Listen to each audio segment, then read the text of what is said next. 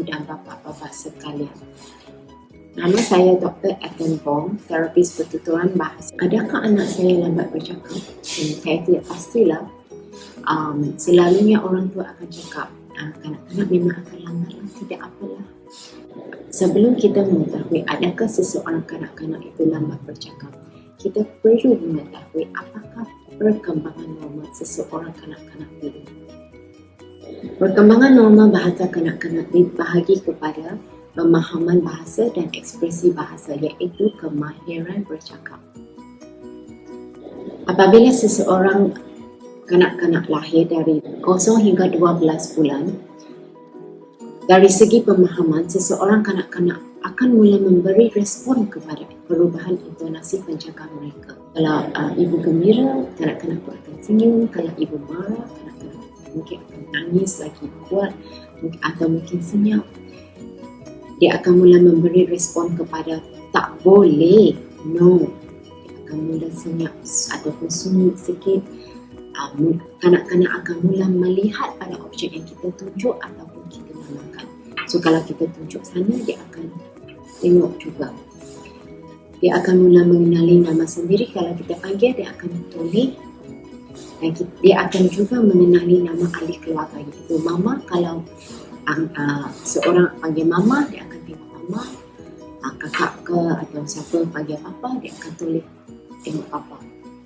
Dia mula akan melambai bye-bye, akan juga memberi objek atas permintaan. Kalau kita minta beri mama, dia akan letak atas tangan kita. Secara ekspresi, kanak-kanak akan menangis untuk mendapatkan perhatian, bervokalisasi apabila gembira, iaitu membuat bunyi-bunyi yang kita dengar sebagai satu bunyi yang gembira. Dia akan mula senyum dan ketawa apabila bermain dengan orang, dan suka sangat tengok muka penjaga mereka, terutama ibu dan bapa mereka. Penjaga juga akan boleh membezakan tangisan seseorang bayi.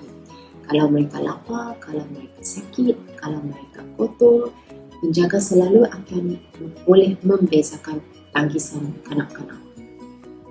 Vokalisasi bergilir juga akan mula. Apakah itu vokalisasi bergilir? Vokalisasi bergilir itu bermaksud kalau anak-anak itu gugur, kita akan cakap gugur balik. Dia akan mula lagi, kita akan gugur balik lagi. Dia akan mula lagi, so dia akan ada giliran. Kanak-kanak juga akan mula membebel. Bebelan itu akan mempunyai suku kata yang amat jelas, macam baba, dada, bada, mana, kata. Dia akan mempunyai suku kata yang jelas kita dengar. Apabila mereka semakin tua, mungkin 9-10 bulan, bebelan tu akan lebih mirip kepada bahasa yang didengari di sekitaran mereka. Dari 12 hingga 18 bulan, dari segi pemahaman, seseorang kanak-kanak akan memahami sekurang-kurangnya 30 hingga 50 perkataan. Seseorang kanak-kanak memahami frasa-frasa yang sering digunakan seperti mari sini, duduk sini, okey, bye-bye papa, jom kita pergi. Okey. Boleh tunjuk pada objek-objek yang dinamakan. Mana apple? Dia akan tunjuk. Kalau kita baca buku, kita akan tanya mana apple, dia akan tunjuk. Mana kereta, dia akan tunjuk. Seseorang kanak-kanak juga akan belajar sekurang-kurangnya 1 patah perkataan setiap hari. Dari segi ekspresi, mereka akan mula mempunyai perkataan yang bermakna seperti mama, papa, kakak. Kalau mereka setiap hari minum susu, dia akan mula minta nenek susu, dia akan mula tunjuk. Menggunakan sekurang-kurangnya setengah perkataan. Seseorang kanak-kanak akan menggunakan sekurang-kurangnya separuh daripada perkataan yang difahami. Seseorang kanak-kanak juga akan mula menamakan sesetengah objek yang dikenali seperti kereta, bola, beg, susu, botol, kasut, dan seseorang kanak-kanak juga akan mula sebut bye-bye. Kalau kita sebut, okey jom kita nak pergi, bye-bye nenek, dia akan lambai-lambai, dia akan sebut juga. Dari 19 hingga 24 bulan, seseorang kanak-kanak akan mula mengikuti arahan 2 langkah, iaitu ambil bola dan beri papa. Dia akan ambil bola, letak dalam tangan kita. Dia akan mula mengenali kepunyaan, konsep kepunyaan, iaitu baju mama, dia akan ambil baju mama, ini baju papa, dia akan ambil baju papa. Mana kasut papa, dia akan mula pergi ambil kasut papa beri. Mana baju kakak, dia akan mula ambil baju kakak. Dia akan mula mengenali konsep yang lagi lebih deskriptif seperti kotor, basah, bau. Dari segi ekspresi, seseorang kanak-kanak akan menggunakan sekurang-kurangnya 30 patah perkataan dan menggabungkan perkataan tersebut seperti bye-bye papa, bye-bye mama, nak susu. Seseorang kanak-kanak itu akan bercakap sendiri semasa bermain. Kadang-kadang kita akan memahami apa yang mereka bercakap, ataupun kadang-kadang mereka akan campur masih ada banyak bebelan bayi dengan perkataan-perkataan bermakna. Tetapi intonasi dia akan berubah-ubah seperti seseorang dewasa bercakap semasa dia bermain. Dari 25 hingga 30 bulan, dari segi pemahaman, seseorang kanak-kanak akan memahami sekurang-kurangnya 300 hingga 500 perkataan. Banyak kan? Dia akan memahami lagi banyak konsep atas, bawah, besar, kecil, mana kasut, dia akan mula cari, mana ayah, dia akan tunjuk ayah dekat sana. Memahami fungsi objek, maksudnya kalau kita cakap apa kita guna untuk minum, dia akan ambil lawan. Apa kita boleh guna untuk potong, mungkin dia akan ambil gunting ke ataupun permainan pisau dia ke. Seseorang kanak-kanak akan memahami hampir semua arahan yang berkaitan dengan rutin harian mereka. Dari segi ekspresi, mereka akan menggunakan sekurang-kurangnya 200 patah perkataan dan menggabungkan sekurang-kurangnya 2 hingga 3 patah perkataan dalam satu frasa. Contohnya, nak susu lagi? Oh, mama pergi kerja. Ayah tengok TV. Dari 31 hingga 36 bulan, seseorang kanak-kanak akan memahami lebih banyak perkataan lagi, iaitu sekurang-kurangnya 800 hingga 900 patah perkataan. Yang mula mengenali jantina, kalau kita tanya, adik boy ke? Dia akan cakap boy ataupun ke. Dia akan memahami soalan-soalan berkaitan, ini siapa? Dia akan sebut ini. Apakah ni? Dia akan sebut bola, beg, kereta, kucing, anjing. Dia boleh menjawab dan memberi respon kepada soalan-soalan kita. Kalau kita tanya, adik sedang buat apa? Dia akan jawab, tengok TV, makan nasi. Kakak sedang buat apa? Kakak baca buku. Dia mungkin akan jawab. Dia mula memahami. Kalau dia memahami, maksudnya dia boleh memberi respon, betul kan? Berapa biskut adik nak? Dia mungkin akan tunjuk 2 macam tu, ataupun satu atau 2 konsep yang agak senanglah untuk kanak-kanak pada lingkungan umur ini untuk memahami. Yang boleh memahami kenapa juga. Kalau kenapa adik nangis, dia mungkin akan tunjuk, mungkin susu dia jatuh ke, ataupun toy dia rosak ke, dia akan tunjuk. Dari segi ekspresi, seseorang kanak-kanak akan menggunakan sekurang-kurangnya 500 patah perkataan. Ayatnya pun semakin panjang, sekurang-kurangnya 3 hingga 4 perkataan. Seperti, nak minta kereta besar? Tak nak lah, tak nak susu, tak nak minum susu lagi, tak nak minum susu. Contoh perkataan, contoh ayat. Seseorang kanak-kanak pun boleh bertanya, Mama, apa ni? Boleh bertanya, Mama, mana papa? Dia juga boleh bertanya, Mama, siapa ni? Dia mungkin boleh tunjuk. Ataupun kalau ada orang yang datang rumah, dia akan tanya, Mama, siapa tu? Dari 37 hingga 48 bulan, pemahaman perkataan semakin meningkat dari 1,500 hingga 2,000 patah perkataan.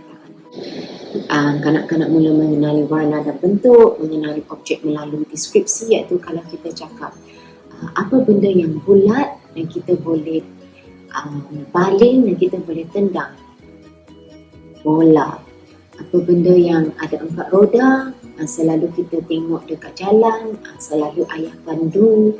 Kereta, dia akan mula memahami dan boleh menamakan sesuatu objek melalui deskripsi. Dia juga mula memahami bila dan jika. Kalau kita tanya, bila nenek datang? Oh, nanti. Oh, bila kamu nak pergi sekolah? Pagi. Bila kita nak makan McDonald? Oh, nanti, petang nanti. So, benda yang simple-simple dia akan mula faham. Dia mula faham malam dengan pagi, esok, hari ini dan kemarin. Secara ekspresif, mereka akan mula menggunakan sekurang-kurangnya 1000 hingga 1500 kata perkataan dan ayat mereka semakin panjang, 5 hingga 6 kata perkataan. Contohnya, seseorang kanak-kanak akan menggunakan ayah pergi sekolah ambil adik. Adik suka makan kentang goreng dan ayam goreng, tidak suka makan nasi. Ayat yang semakin panjang. Dia boleh mula berbual-bual. Ada beberapa giliran masa kita berbual-bual. Dan boleh bercerita ringkas. Maksudnya kalau dia balik dari sekolah, dia akan bercerita, oh mama, hari ini birthday Afiq. Dia ada kek besar. Kek dia sangat sedap. Kita nyanyi lagu. Lepas tu kita main-main. So dia boleh bercerita ringkas macam tu. Dia akan mula bertanya, bila ayah datang? Bila kita akan pergi rumah nenek? Dan dia akan mula bertanya, kenapa tak boleh? Kenapa adik nangis? Kenapa papa marah? Dia boleh juga bertanya, bagaimana kita buat ni? Bagaimana tolong saya, bagaimana kita buat ni? Dari 49 hingga 60 bulan, seseorang kanak-kanak akan lagi memahami lagi banyak perkataan, iaitu 2,500 hingga 2,800 kata perkataan. Dia mula mengenali tarikh hari jadi sendiri. Kalau kita tanya dia, hari jadi adik bila? Dia akan tanya, 29 Januari ke bila-bila. Dia akan boleh memberi respon. Dia memahami konsep berkaitan dengan kuantiti, banyak, sedikit, lebih, kurang. Dan dari segi ekspresi, seseorang kanak-kanak akan menggunakan sekurang-kurangnya 1,500 hingga 2,000 kata perkataan. Ayatnya pun semakin kompleks. Maksudnya, kalau ayah tak datang, mungkin kita tunggulah sebab mungkin ayah ada kerja banyak sikit. Tapi tidak apalah, kakak dan adik boleh bermain-main dulu. So ayat dia semakin kompleks. Dia mula menggunakan penghubung ayat macam kerana, sebab, tetapi, mungkin. Dia boleh juga mula menjelaskan prosedur seperti mula-mula kita letak ini, lepas tu baru kita potong. Akhir sekali kita boleh letak dalam oven, baru kita makan. Dia boleh menjelaskan prosedur dari yang menggunakan beberapa langkah. Seseorang kanak-kanak juga boleh menjawab soalan-soalan yang berkaitan dengan cerita yang dia dengar. Tuan-tuan dan puan-puan dan ibu dan bapa-bapa, adakah anak anda berada dalam lingkungan perkembangan yang kita bincangkan? Kalau tidak, kita kena fikir apakah faktor-faktor yang mungkin menyebabkan seseorang kanak-kanak kita lambat bercakap. Antara faktor utama seseorang kanak-kanak lambat bercakap ialah faktor persekitaran, iaitu faktor pendedahan skrin dan kurang stimulasi bahasa. Pendedahan skrin ni semakin menular semenjak beberapa tahun yang lepas, bukan sejak pandemik saja tetapi dalam sejak beberapa tahun yang lalu. Kenapa skrin boleh menyebabkan seseorang kanak-kanak lambat bercakap? Pertama, skrin tu bukan manusia. Skrin tu tidak ada mata, tidak ada muka, tidak mengharapkan kita akan tengok mata dia. Betul? Tapi kalau seseorang manusia bercakap dengan kita akan expect, kita kena tengok muka seseorang kan. Takkanlah kita boleh tengok benda lain kalau seseorang bercakap dengan kita. Kedua, skrin tu tidak akan mengharapkan respon dari seseorang kanak-kanak. komunikasi skrin adalah satu hala, dia akan bagi saja colors, red, yellow, or biru, kuning, hijau. So kanak-kanak tu akan sangat cekap memandang warna, memandang shapes. Boleh sebut A sampai Z, boleh sebut 1 hingga 20, sangat cekap. Tetapi apa gunanya kalau seseorang kanak-kanak boleh menamakan shapes, menamakan warna, boleh sebut A sampai Z, boleh sebut 1 hingga 20, tetapi kanak-kanak tu tidak boleh sebut bye-bye mama nak tu, nak ni, hai papa, yang benda-benda yang berfungsi. Okay? Jadi seseorang kanak-kanak tu memerlukan bahasa yang berfungsi. Kalau dia tidak boleh menggunakan warna untuk berfungsi, macam tak sukalah warna ni, adik sukalah warna biru, tak sukalah warna kuning, yang itu boleh menggunakan bahasa yang dia pelajari secara berfungsi. Dia boleh aplikasikan benda yang dia belajar dalam persekitaran mereka. Okay. So skrin tu akan komunikasi satu hala, akan memberi tetapi tidak akan mengharapkan respon seseorang kanak-kanak. Kita akan perasan kontak mata dia kurang sebab dia tidak biasa tengok muka orang, tidak biasa berkomunikasi dengan orang, tidak biasa berinteraksi dengan orang. Tengok skrin saja, tidak ada kemahiran berkomunikasi langsung. Faktor kedua, kurang stimulasi bahasa. Kurang stimulasi bahasa tu selalu kita merujuk kepada penjaga kanak-kanak yang kurang berinteraksi dengan mereka. Jadi mereka kurang mendengar bahasa mereka. So bahasa mereka, bahasa skrin saja. So mungkin dia akan ada accent British, akan ada accent American, sebab terlalu didedahkan kepada program-program dari skrin. Salah satu lagi faktor ialah diagnosis perubatan. Diagnosis perubatan tu boleh meliputi masalah pendengaran, sindrom Down, autism, palsy cerebral dan lain-lain. Okey, kenapa masalah pendengaran akan menyebabkan seseorang kanak-kanak tu lambat bercakap? Pertama, seseorang kanak-kanak apabila lahir, dia akan mula mendengar. Dia akan mula mendengar bunyi-bunyi persekitaran mereka. Dia akan mula mendengar apabila orang bercakap, dia akan mula mendengar bahasa-bahasa di persekitaran mereka. So untuk 1 tahun pertama seseorang kanak-kanak itu sejak lahir, dia akan mula mengenali bunyi-bunyi bahasa mereka. So dia akan guna 1 tahun tu untuk mendengar, untuk menganalisasi mungkin bunyi-bunyi itu. Oh, ini English, ini Mandarin, ini bahasa Melayu, ini bahasa Sarawak. Dia akan mula mengenali bahasa-bahasa di persekitaran mereka. Jadi kalau kanak-kanak tu tidak mendengar, bagaimana mereka boleh mempelajari bahasa-bahasa mereka kan? Seterusnya kita akan mula membincangkan bagaimana kita boleh membantu kanak-kanak kita. Pertama sekali, sememangnya kita kena kurangkan masa skrin kanak-kanak tersebut. Adalah direkomendkan atau dinasihatkan oleh pakar-pakar kanak-kanak untuk mengurangkan skrin kanak-kanak kita.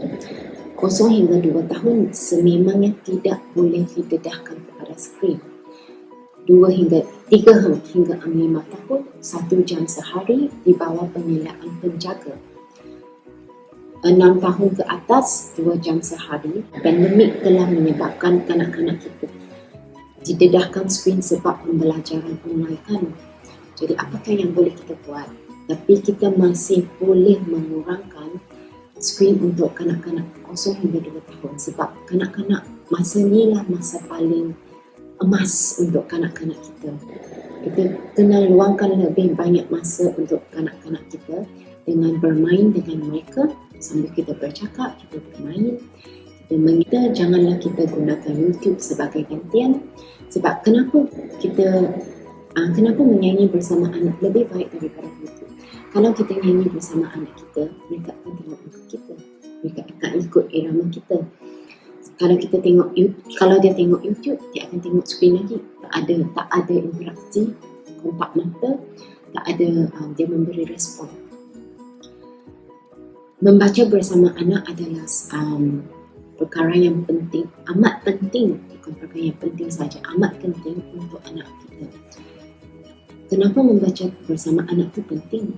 Sebab kalau kita membaca bersama anak kita, contohnya, kita lupa. Anak kita akan tunjuk. Lepas tu dia akan mempunyai perhatian bersama buku tu. Lepas tu kalau kita tanya soalan, dia akan memberi respon. Okay? Kalau kita tunjuk, mungkin dia akan tunjuk. Juga kalau kita komen, mungkin anak kita akan komen juga. So dia ada komunikasi dua halau. Okay. Lepas tu kita boleh membelit to and fro. Kita boleh berhenti sekejap untuk menjelaskan sesuatu konsep. Kita boleh tunggu anak kita mungkin ada komen ataupun nak tanya soalan, kita boleh buat juga. So ada komunikasi dua halau lagi. Tadi kita tengok carta perkembangan kanak-kanak kan. Mungkin ada yang fikirkan, oh wow, 2,800 perkataan, 3,000 perkataan. Betul ke kanak-kanak kita akan mencapai pemahaman perkataan yang begitu banyak? Itulah kita kena baca dengan anak-anak mereka kan. Bukan tiap-tiap hari dia nampak dinosaur, bukan tiap-tiap hari dia nampak zirafah, bukan tiap-tiap hari dia nampak badak pun kan. Kalau kita baca banyak, vocabulary, perbendaharaan kata mereka akan berkembang. Itulah dari buku. Mungkin akan fikir, tak apalah saya bagi program pendidikan untuk anak kita. Tapi program pendidikan akan bagi saja. So kanak-kanak kita akan tahu melabel saja. Singa ni, mula melabel saja. Tapi dia tidak akan tahu menggunakan perkataan-perkataan itu dalam ayat. Bagaimana kita memperkembangkan tu ialah kita bercakap dengan anak mereka, kita menjelaskan benda, kita memberi penjelasan, kita berbual dengan anak kita, baru dia boleh gunakan perkataan-perkataan yang dia tahu dalam ayat. Okay? Jadi bermainlah, bernyanyilah dan membaca bersama anak anda untuk memperkembangkan bahasa mereka. Jika anda masih ragu-ragu, rujuklah kepada terapis pertuturan bahasa anda. Janganlah kita praktis approach wait and see. Tunggulah, tak apalah, anak saya masih kecil.